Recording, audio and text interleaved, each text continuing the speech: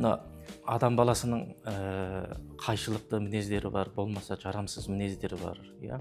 Сиз бир өлеңдеріңізде күнчүлгө, мынчилге, адамның кызганычына, өсек гайбатка, бир шыдамсыздыктан жазган, булайча айтканда, абайча айтканда улуу сыя доолуу кол менен жазган өлеңдеріңиз бар. Bunday сәттер сизде жиі бола ма?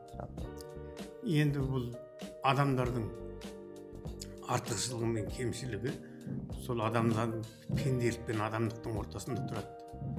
Адамдар көбінде пенделік істейді.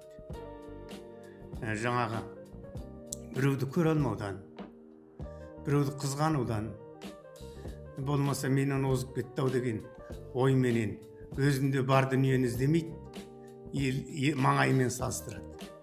Сол маңаймен салыстыру арқылы адамдар өмір сүреді. Өзіне не қажет екенін білмейді. Бәлкім біреуге қажет дүние, біреуге қажеті жоқ.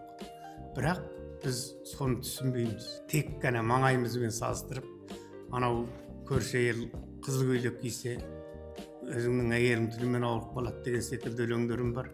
Сол секілді жаңағы бір досыңның ұлы Түркияға кетсе, сенің ұлың Европаға кету керек, асып түсу керек. Бірақ соның сенің ұлыңа қажеті бар ма жоқ па? Соны түсінбейді.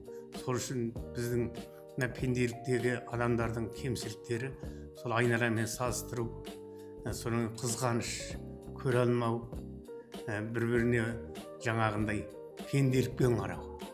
Сонда адамгершілік пенен пенделіктің ортасында үлкен бір дүние жатыр. Соны ақырын қарап тұрсаң, күнделікті әрбір адам басынан көресің.